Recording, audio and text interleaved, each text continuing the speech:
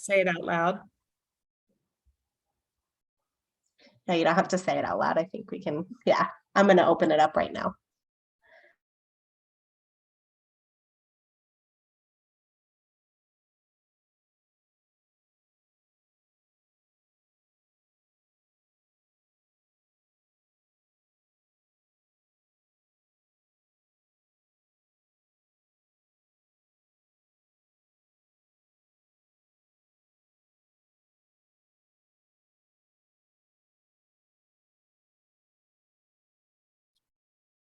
Good afternoon and welcome welcome to everyone who's joining us. I see we still have numbers of participants climbing.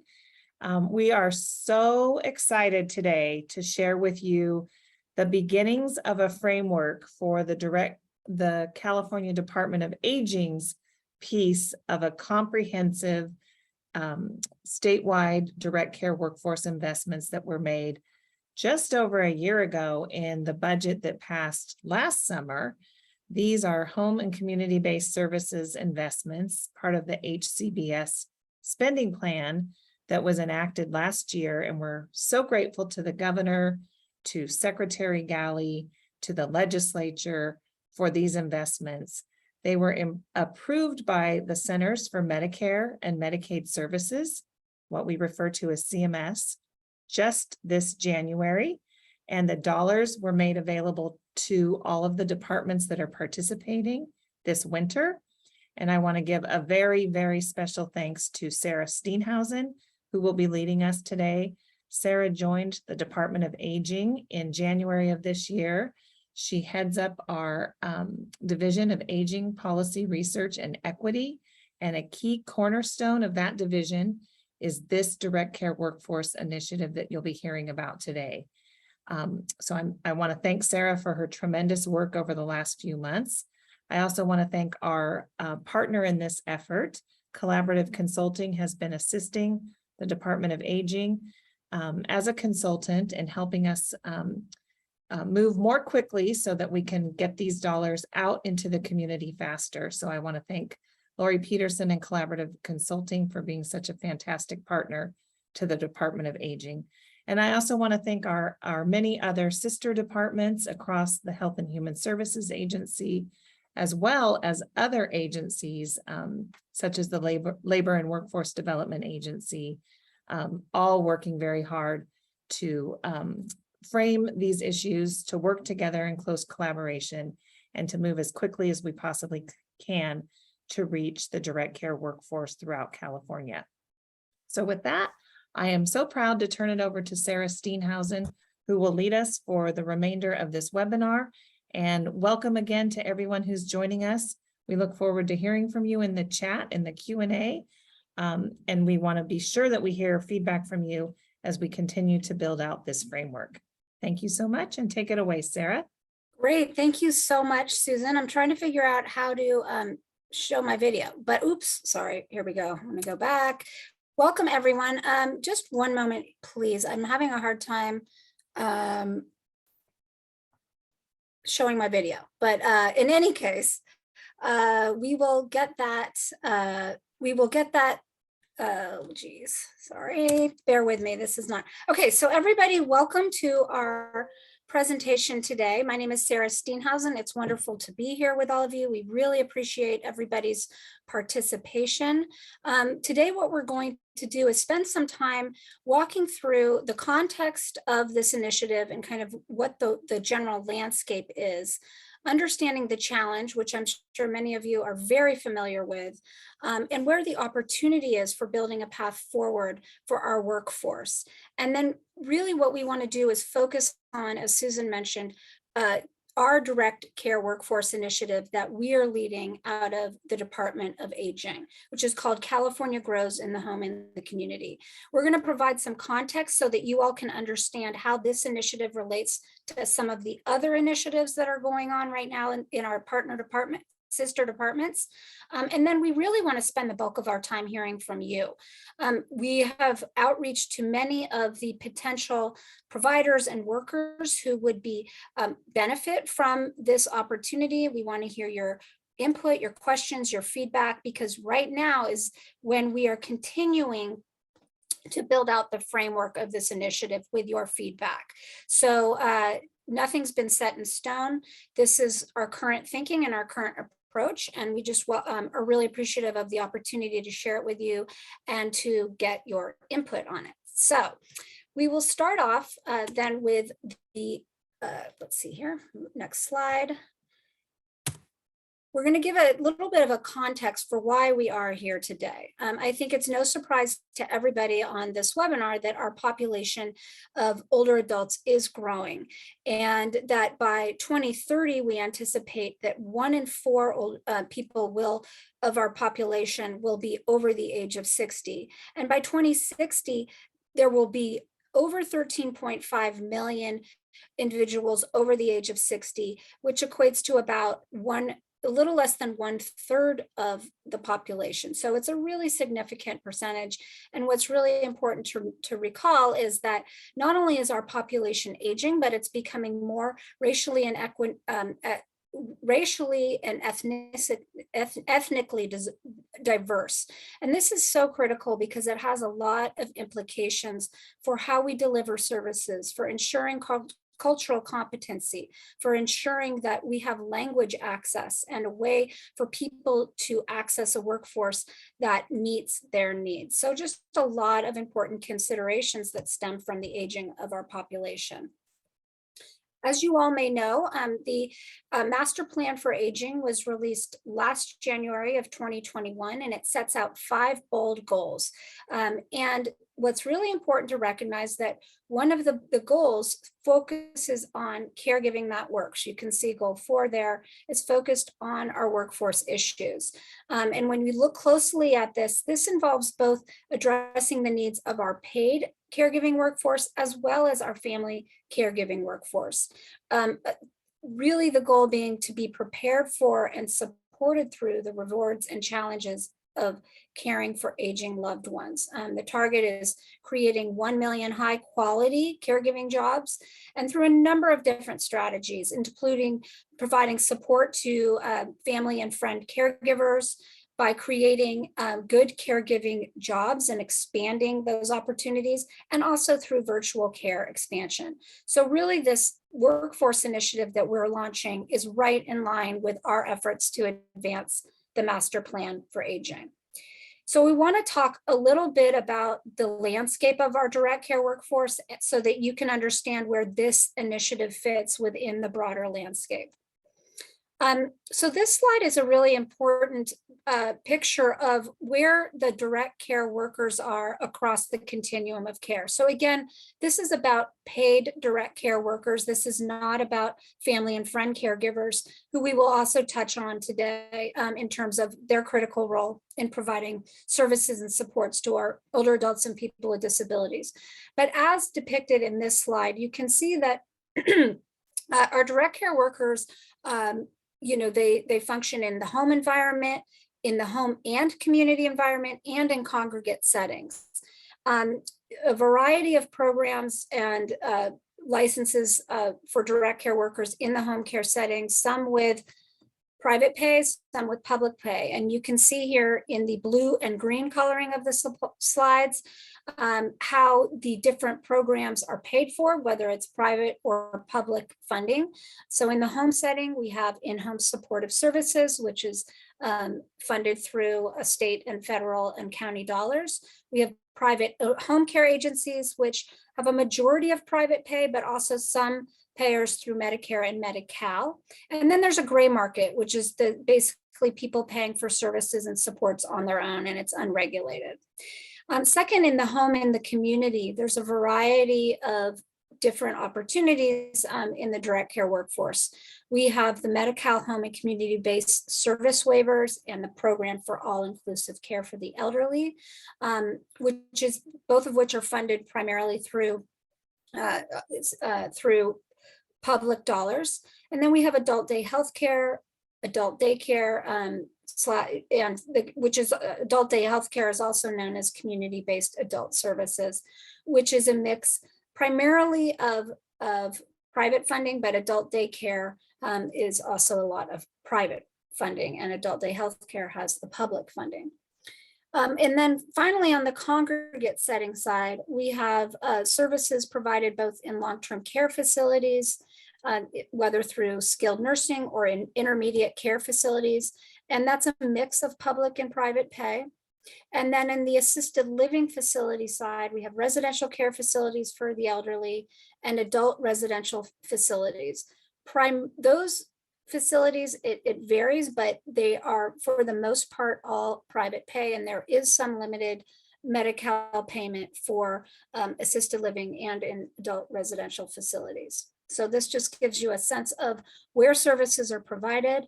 But what's really critical to recognize is that there is estimated to be a shortage of anywhere between 600,000 to 3.2 million in terms of what we need today versus what we will need moving into the future to prepare for the aging of our population.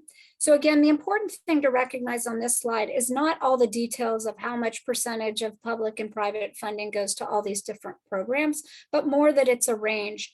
And there are some programs that are entirely publicly funded and some that have a mixture of funding. And this slide is really helps depict the different types of direct care workers that operate across the continuum of care. You'll see on the left side, personal care aides, also known as home care aides. These provide services in the home, in the congregate settings, and in the community. They are, depending on the program, they are either licensed by Department of Social Services, such as in-home supportive services workers, Department of Healthcare Services, which is for some of the waiver, Medi-Cal home and community-based waiver programs. But there's no standards right now for those workers in terms of the training that they are required to do. So it really varies by program and by setting. For certified nursing assistants, these are the direct care workers that operate a lot in congregate settings, such as nursing homes, in community settings and in hospitals, and they are licensed by the Department of Public Health, and they are required to have 60 hours of training plus 100 hours of supervised training. Home health aides provide essentially the same care and services as CNAs, but in the home or community center settings under the supervision of a nurse or therapist. They are required to have 120 hours of training, and they are licensed by the Department of Public Health. And then finally, we have direct support professionals, which support people with intellectual or developmental disabilities. And they are required to have 70 hours of training, and they're overseen and licensed by the Department of Developmental Services. So again, the important thing about this slide is not to necessarily memorize all of this, but to see that all of these categories of workers operate in different parts of the continuum of care, whether congregate, home, or community settings, and that they have different requirements for training based on the licensure. And this makes it very difficult when we talk about career lattices. It makes it very difficult for people to move across the continuum with ease. If a worker, say, is a certified nursing assistant and then wants to also have a job on the side as a home health aide, they have to have separate training for that, which can be difficult and cumbersome, just as an example. And so there is a need at the policy level to look at how to make the system easier for the workers to navigate so that they can more readily be available across the continuum of care. So just a few figures, facts and figures about the direct care workforce, which is really important to recognize, is that we have a very diverse direct care workforce, as you can see here in the pie chart. It's over 80% women. Almost half of the population is of immigrants, and over half are on public assistance. Just a moment. And then you can see here, when we look at the job growth across these settings, personal care aides and home health aides have seen the most drastic growth between the years 2010 and 2020, with an increase of 473%. And for CNAs, they've actually decreased by 8.4%. And together, all direct care workers have increased by 130%. It's not known exactly what the discrepancy is and why we've seen such a huge rise between at the personal care aid and home health aid level versus CNAs, but I think a lot of it can be attributed to the desire for people to remain in the home and the community. The growth of our IHSS program, I think, has a lot to say for that. And for our certified nursing assistants, it could potentially be explained by the fact that they oftentimes, there's not a lot of training opportunities for them to participate in. So that's one potential explanation for it, but we really don't know what accounts for it across the board. But it is important to recognize the tremendous job growth since 2010. Also wanted to point out in terms of the median hourly wages, you can see here on the right side of the slide that of the different categories of workers, CNAs make a little bit more than personal care aides and home health aides, but together they all average under $15 per hour for what is very difficult work. Okay, next slide.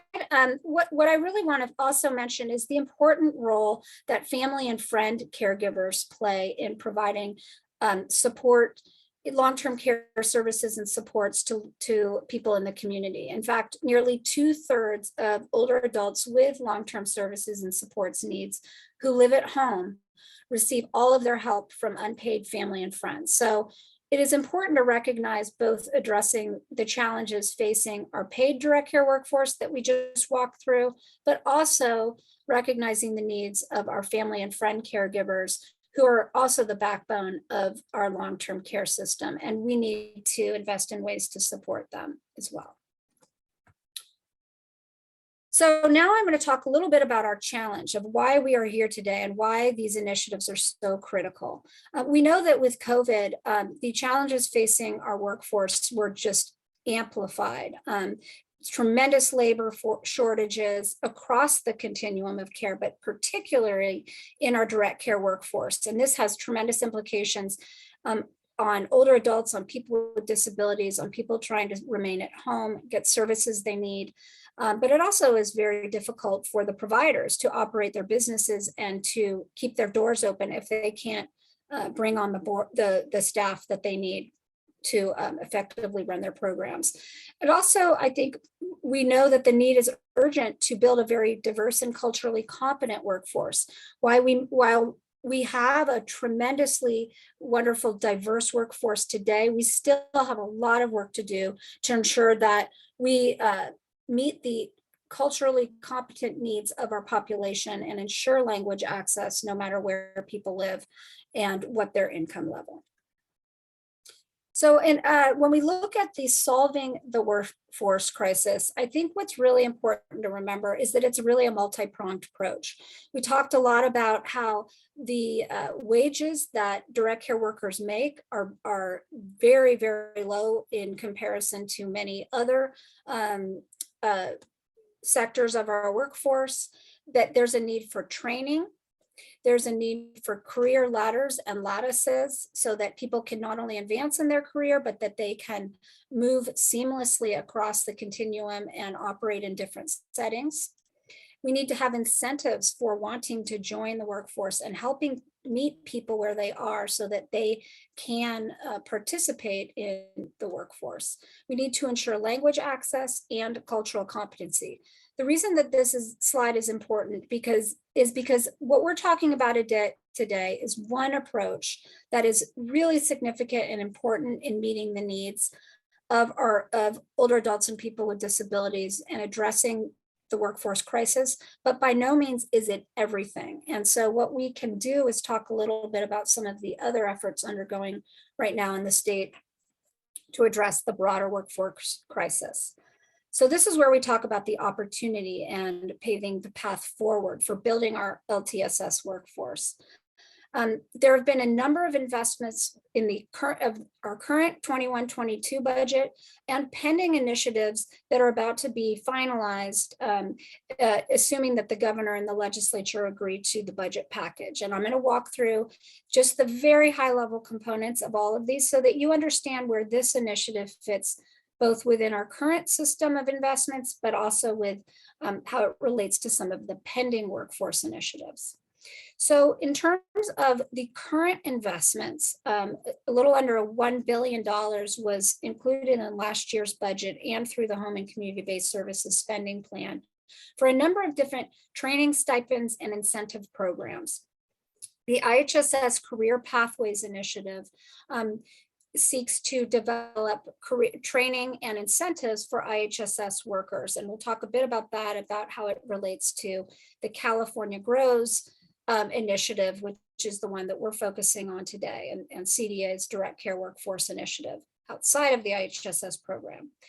Then there's the HCBS Clinical Workforce Initiative. So this is run out of the Department of Healthcare Access and Information, and they are doing a number of training and incentive programs for home health aides. But then also you can see the Certified Nursing Assistant Workforce Program, where they will be targeting certified nursing assistants and developing training and career opportunities for them as well. And then finally, the Department of Developmental Services is launching a direct support professional training program out of their department to complement all of these other efforts underway. So as I mentioned, the governor proposed in the budget over $1.7 billion of initiatives to address the workforce crisis by building the pipeline. So again, last year's investments were really focused on training, stipends, and incentives to try and retain our current workforce. These initiatives are really focused on building the pipeline. So again, we can address the need for more workers across the continuum of care. I'm not going to walk through all of these, but I just wanted to note that at the top in the dark blue, you can see a number of the California Health and Human Service Agency's initiatives. There's a community health worker initiative that's proposed to be launched at the Department of Healthcare Access and Information to grow a workforce of community health workers of 25,000 by the year 2025. There's a social work initiative to advance and bring in more social workers into the system. There's a 21st century nursing initiative that will try and grow our nurse workforce. There's an initiative focused on psychiatric resident program, as well as a multilingual health initiative that seeks to address the cultural competency and language needs across the continuum of care. And then at the bottom, you can see at the Labor and Workforce Development Agency, there's a number of different programs that are focused on developing training partnerships, having a fund for healthcare workforce advancement, another initiative focused on English language learners and building health careers for those individuals. And then finally, an emergency medical services corps. So again, working closely with our partners at Labor and Workforce Development Agency, the California Health and Human Services Agency assuming these initiatives get launched and included in the final version of the budget, this represents a really comprehensive approach at building our workforce across the continuum. So now, after all of the context setting, and again, we want to make sure we have plenty of time for questions from all of you, I'm going to walk through at a very high level the concept for the California Department of Aging's what we're calling California Grows in the Home and the Community, which stands for Growing a Resilient, Outstanding Workforce. And again, this is the emerging framework. Nothing has been set in stone, and this is an opportunity for you to weigh in so that we can hear from you and inform our thinking of the initiative. So as Director DeMorris noted at the beginning of the webinar, the funding for this Direct Care Workforce Initiative was provided by the Home and Community-Based Services Spending Plan, which was authorized through the Federal American ARPA, the federal ARPA Act that was passed last year in Congress as a way to assist states in building their home and community-based services.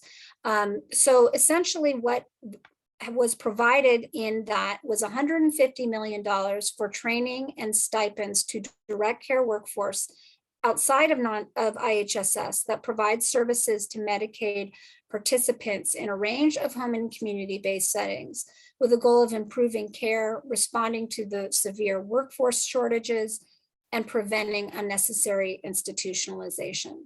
The goal is, again, to improve the skills, to provide stipends and compensation and retention of our direct care workforce.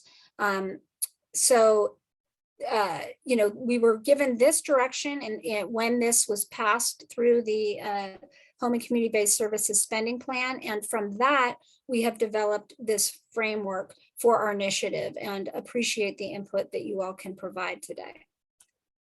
So I would say when we look at our initiative, the general project components are: 1, to provide access to high quality training; 2, to ensure that there are stipends and incentives for the workforce to participate in the training; 3, providing opportunities for advancement; and 4th, ensuring that there is ongoing opportunity even after the project ends to have leadership, learning, and innovation on an ongoing basis.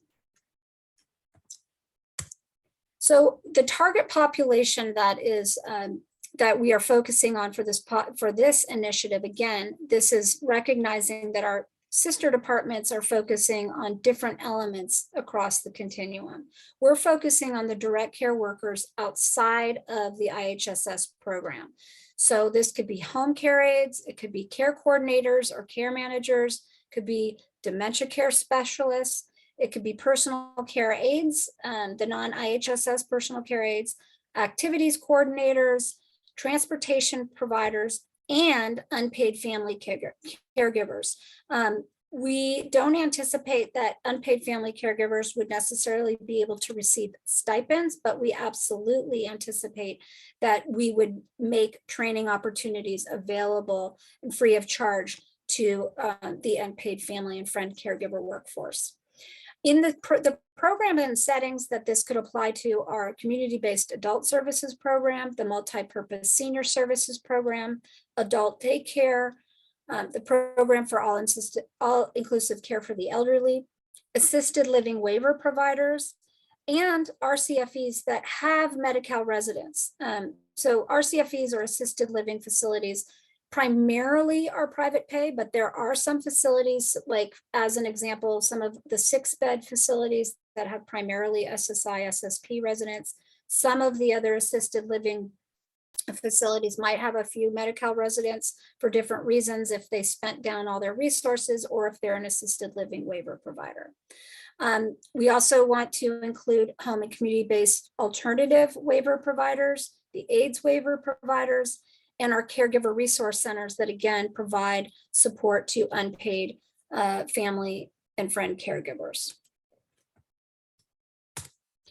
The way that we are proposing to structure our program is through a couple of different components. We want to leverage the work of the IHSS Career Pathways program and provide access to the 5 training pathways, and I'll talk about that in a moment.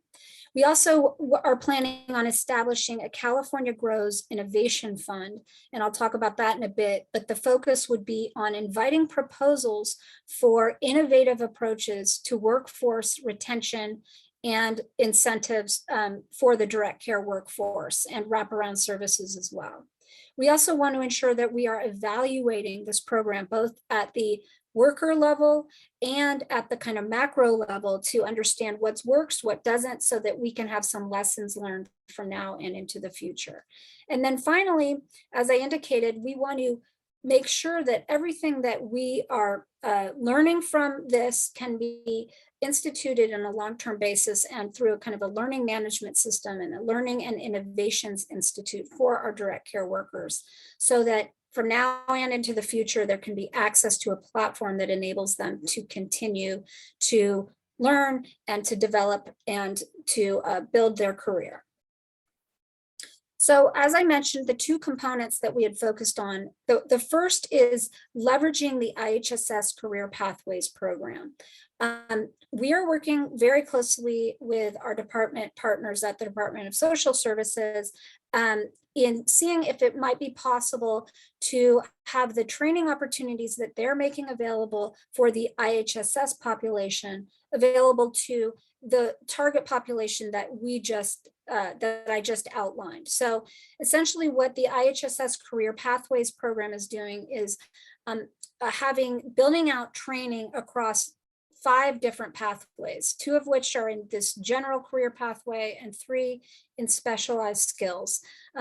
For the general pathways, it's in general health and safety and adult education, and then building out specialized skills in cognitive impairments and behavioral health, complex physical care needs, and transition to home and community-based living. This again is something that we're working with them on, but DSS is leading their initiative, and they're still working on the components of it and the vendor selection for these career pathways. So more to come on that, but we wanted to make sure to not reinvent the wheel and make these important opportunities for training available to this workforce as well. Now, the second component that I talked about is our innovation fund.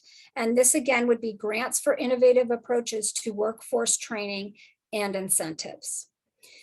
The way that this would work is that the focus would be on developing training or utilizing existing training and curriculum and creating incentives for the workforce. The target population, as we said, would be home care aides, care coordinators or care managers, dementia care specialists, personal care assistants, activities coordinators, transportation providers, unpaid family caregivers, and other direct care workers that we might not have mentioned yet.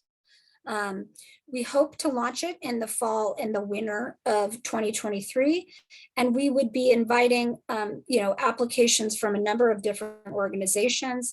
They could launch these in settings including MSSP, CBAS, /adult daycare, the PACE program, the Medi-Cal waiver providers, the assisted living settings, including the 6 beds where there are Medi-Cal recipients living, and caregiver resource centers. So essentially, it's an innovation fund that will provide a tremendous opportunity for our partners in the community to advance the workforce and training needs of their population.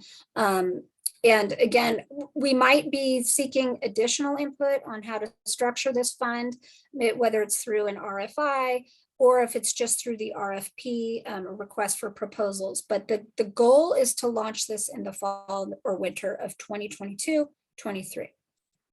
So it's very important for us to hear from you on stakeholder engagement in developing our framework through the fall of 2022. As I said, we will launch in the fall or winter of 2022.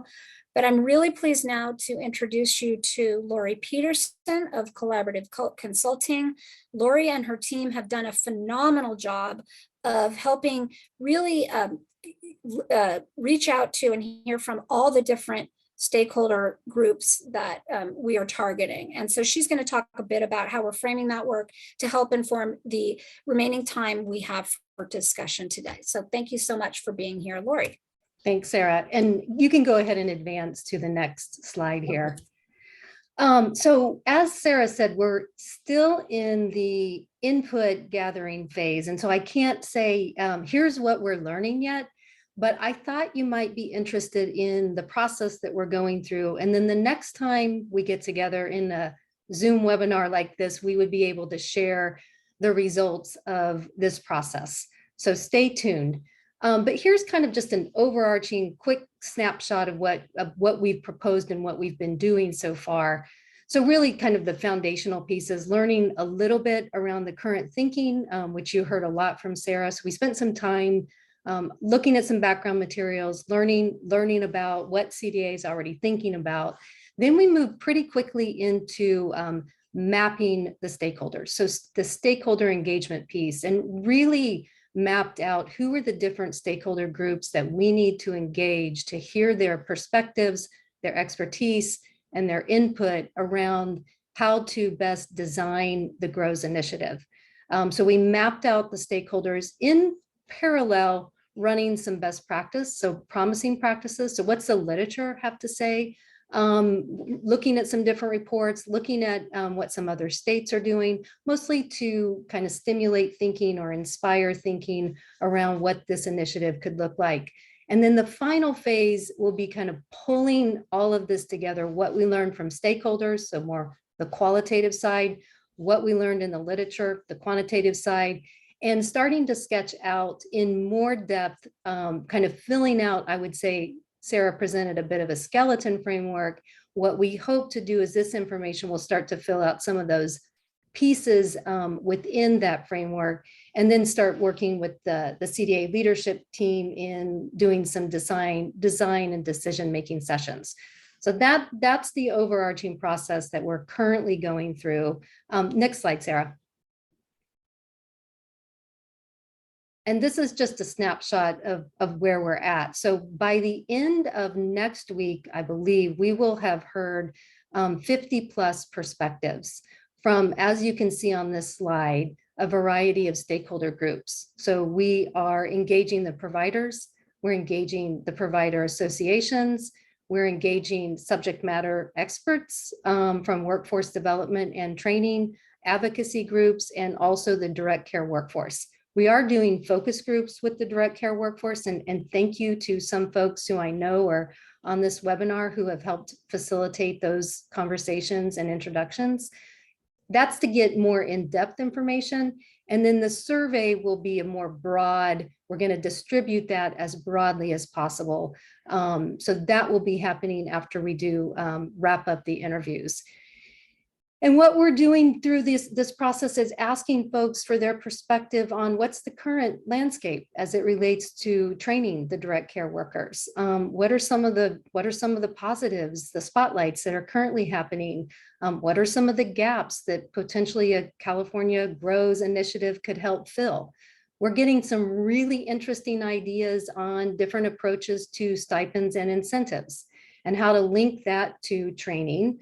We're getting some interesting ideas on how potentially to accelerate work in the field that's already happening and showing really good results. At the same time, folks have some new ideas that could potentially fit within that second, the Innovations Fund grant program.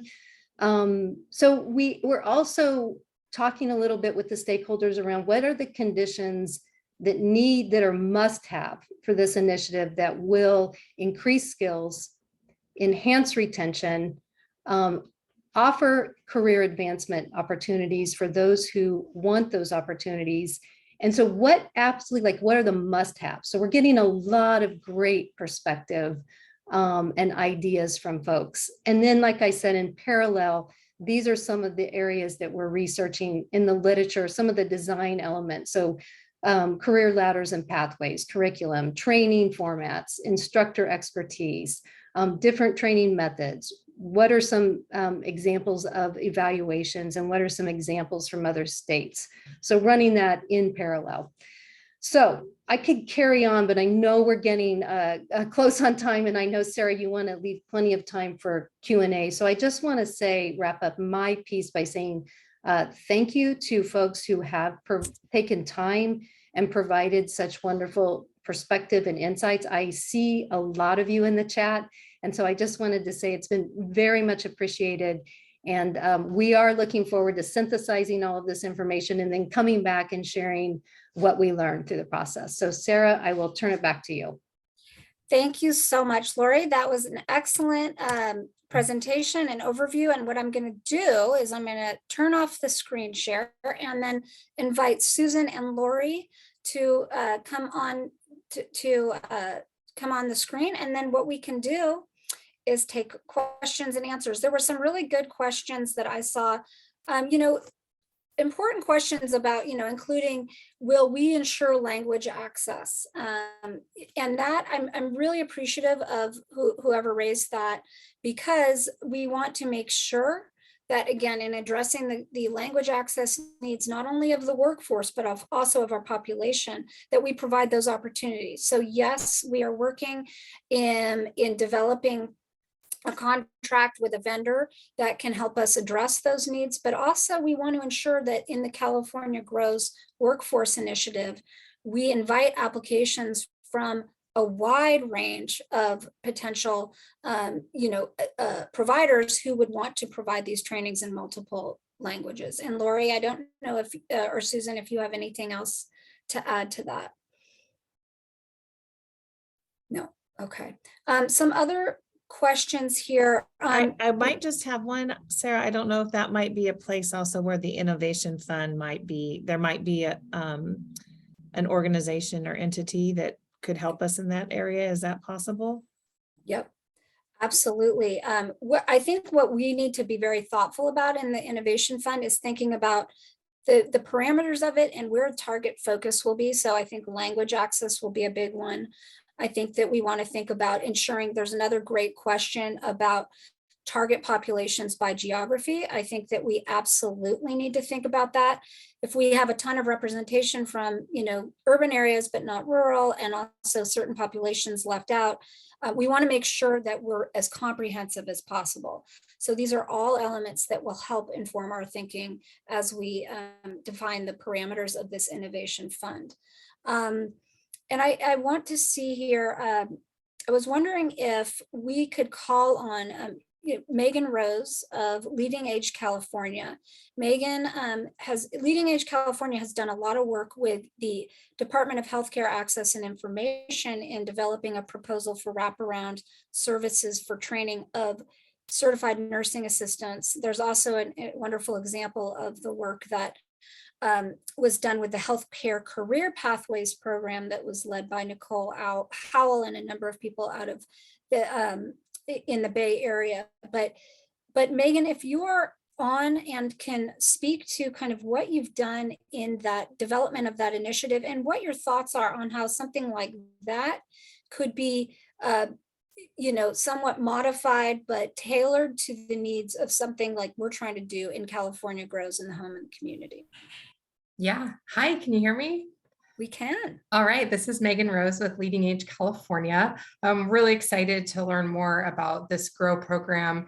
As Sarah mentioned, we have been working in partnership with HCI on a program called the Gateway In Project, which is focused on training and certifying new CNAs and home health aides. And so I think that our model that we're working on could easily be replicated for other workforce settings. Part of what we're doing is we're promoting, recruiting, training new CNAs and HHAs. And so what we're doing is we're funding the cost of their education, but also paying for wraparound services that can help cover other costs that somebody might have that might preclude them from finishing or engaging in their education in the first place. So we're helping to cover costs for things like childcare, transportation, food, English language training, program supplies like scrubs and books. And then we're also looking to younger adults, like high school students, and looking at how we can bring them into the aging services field and hopefully, get them to love it as much as we all do. And we would do that through internships with providers.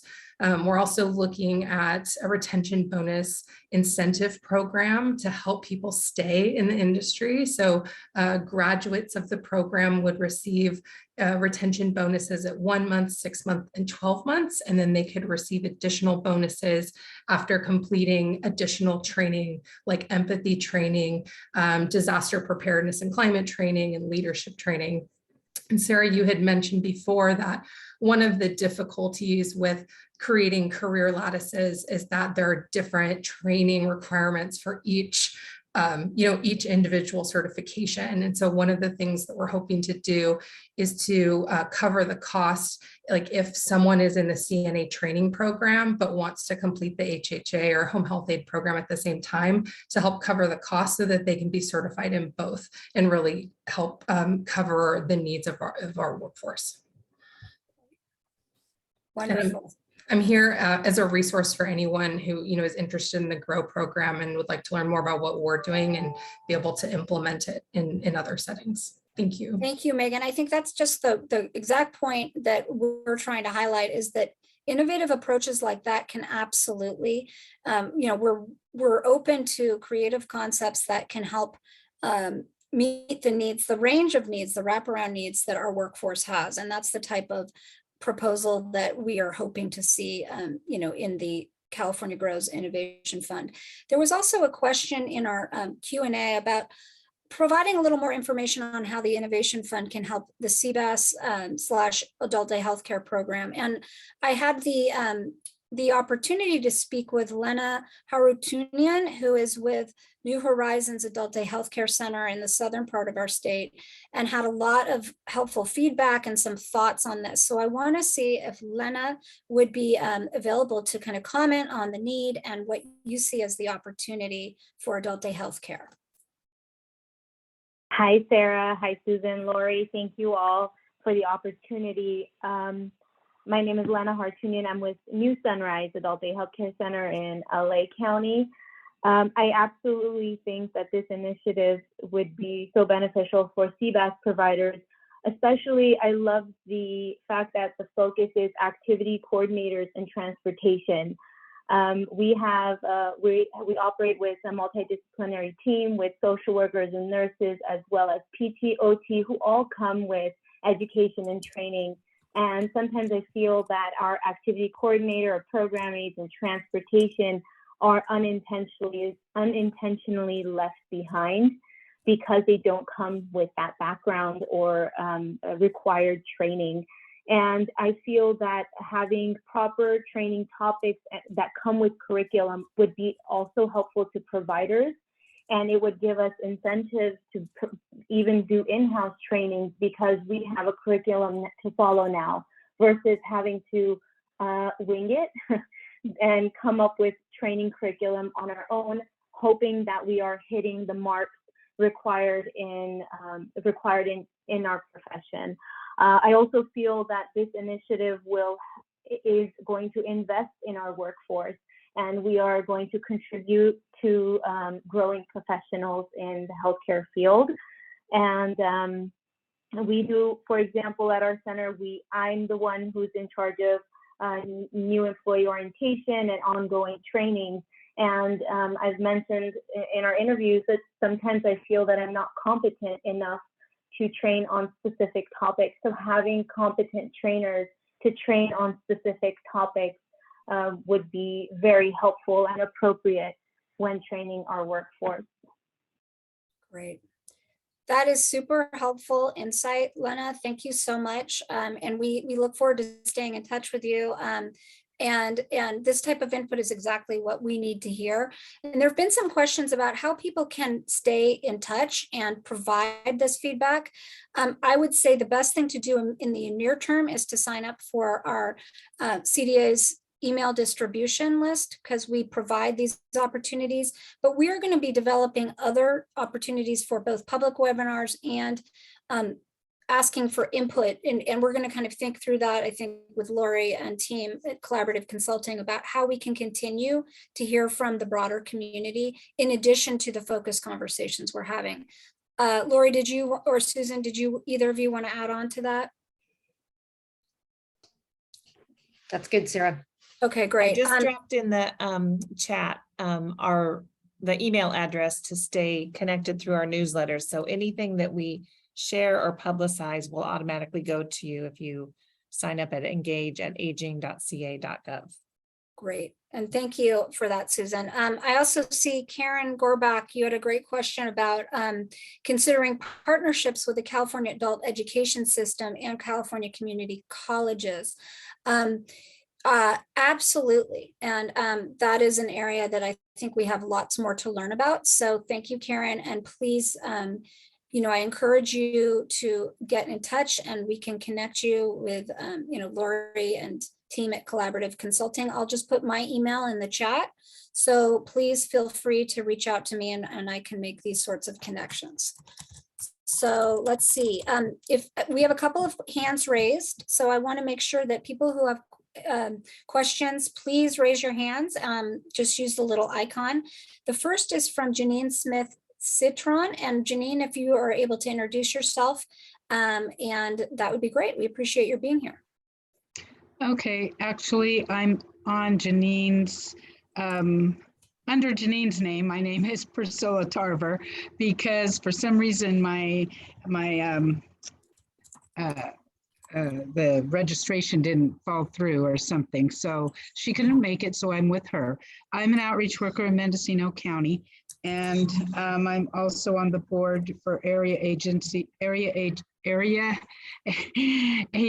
agency, area on aging, never mind, AAA, and also the IHSS board. And I had a couple of questions. One, the statistics that you had throughout this webinar, what geographical areas did they actually come from? I mean, are they just Southern California? Are they across the state?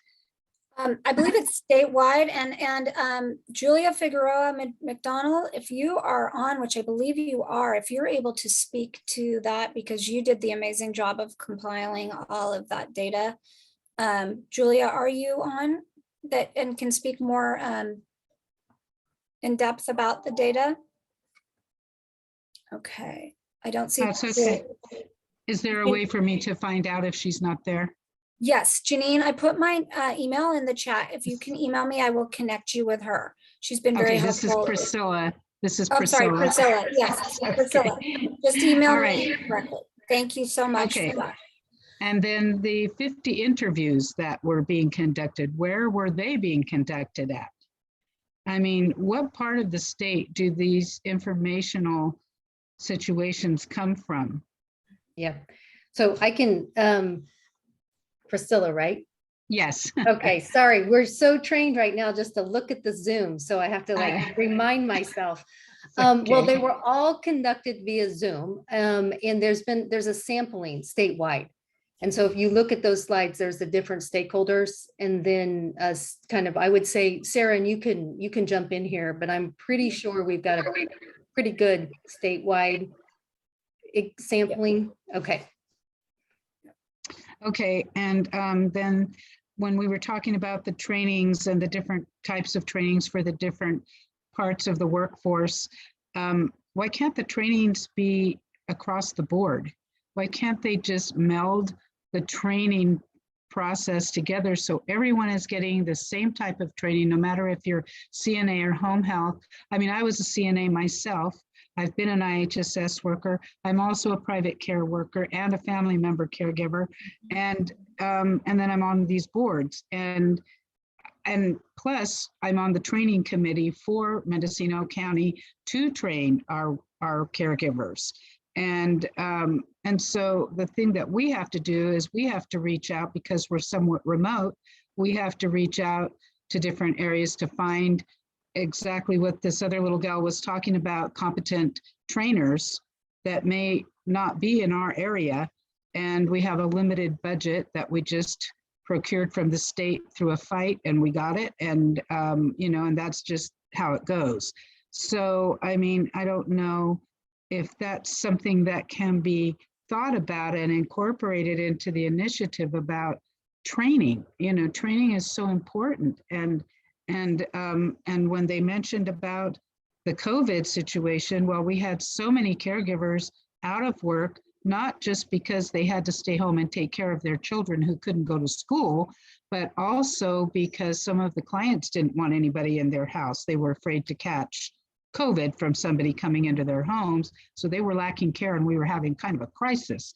And I'm sure that happened across the board. And then, I heard somebody mention something about being able to fund for their caregivers, they're being able to fund their education and childcare and books and things like that. This is a profession that isn't really highly recognized as a quote unquote profession. We fight to get that title.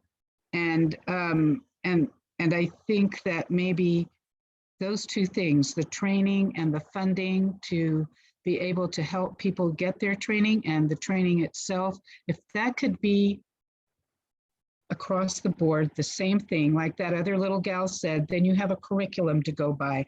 You're not just in every area doing your own thing, trying to make things work. And then I think once you have a basic curriculum that goes across the board throughout the whole state and everybody's being funded, then it is going to be recognized as a profession, because it's like any other high-end business and corporates. You know, they do all their stuff the same way. So anyway, that's Well, everything. thank you, Priscilla, that you raised so many important points, you know, in your comments, whether it's to deal with, you know, growing a workforce in a rural area, cultural competency and language access, but also the challenges of our system right now in terms of all these different training requirements across licensure category. We absolutely agree that we need to think of ways right now to make it much more seamless, and appreciate the input you have. As we said, at this point, with the parameters that we have for this program, we have our target population, but really would welcome all of these types of comments to help think through how we can address this broader issue for the need of a much more navigable career pathway system. So thank you for that. I want to be, Lori, yes, please. Priscilla, I'm just gonna put my email in the chat, because you seem like you've got a lot of perspective, and if you would be interested in a stakeholder interview, I will follow up with you. So I will put that in the chat. Back to you, Sarah. Great, wonderful, thank you. Yes, please, Priscilla, stay in touch. And So Sarah, again, there's one more question in the Q&A that you may have not have seen for the Innovation Fund. Is there a requirement as to how it needs to be used? thank you very much for that question. That is why we are in the information gathering stages right now. It's a concept, and over the next few months, we're going to continue to build it out. Before we release, you know, we're going to have the parameters set for the fund when we release the RFP, which is a request for proposals to apply for the fund. But it could be that before that time, we also do a request for information, and we solicit input from interested entities to provide some examples of how this fund could be used to help inform our thinking. So that's just an example of how we could do it, but absolutely, we will have much more specifics in terms of the parameters for this fund once we release the RFP.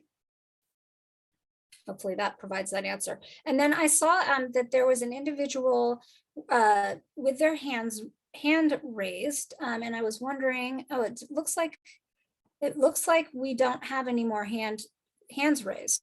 Any other questions before we wrap up in the next few minutes, or comments? I think that the big takeaway from this is that, oh, yes, Priscilla. Priscilla. Okay, is that better? Can you hear me? Yes. Okay. I was just wondering how can we access this webinar to review? Is there a place to go to it? Yes, later? we will have it posted within the next few days on our website. So Amanda, could you possibly put in the link, the chat link, the link to where the posting will be when it is available? That would be great. So then the last question I see is, will the full amount of funds be distributed by the RFP, or will you work with existing state networks to deliver? You know, all of these are great questions. I think that we will have all the parameters of the California Grows Fund lined up and developed by that time, but I can't say specifically. We're inviting any feedback on that at this time. So with that, we have about 1 minute left, and I just wanted to see if Director DeMorris would like to make any closing comments at this time. Well, I was just starting to type in the chat to thank everyone for joining us and for contributing your thoughts and ideas so that together we can make this as successful as possible for California, for all of our providers, and especially for all the workers who will benefit from this funding. This is a brand new once in a lifetime initiative. We don't have history with this, so we're making history together. We really need your continued engagement and ideas, and I appreciate everyone who volunteered to be interviewed. And for Lori, for you considering adding additional interviews. And I just want to thank Sarah again for This was a wonderful idea to pull us together, and sometimes in state service, we wait until everything's final to share it at the end. And I think it's brilliant that we're all here together, and we're going to keep evolving with your input. So thank you for that. Keep it coming. Yes, and just to ditto, all of you are, we need you, we need your voice, we need your input, we need your questions, we need your concerns. That is the purpose of today. And we got just, I think, a lot of helpful input, but I know there's much more. And we will continue to think of ways to hear from you and be looking for more public webinars so that we can get more input from you. So thank you again to everybody. And thank you to all of our workers who are out there doing this work day after day. I'm personally going through this with my own family right now, and I can't tell you how critical the direct care workers have been in helping my family age with dignity and independence. So I really appreciate all of you. So thank you, and everybody have a wonderful day. Thanks, everyone. Bye-bye.